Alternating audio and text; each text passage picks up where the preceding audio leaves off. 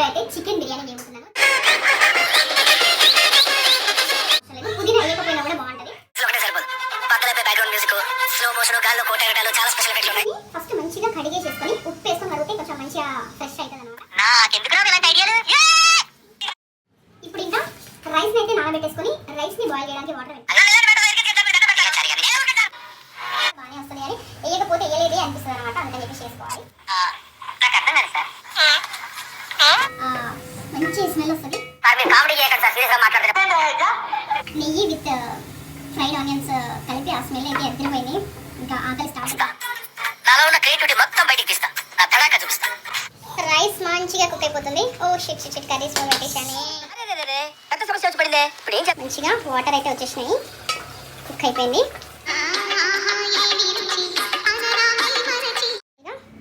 మంచిగా fried onions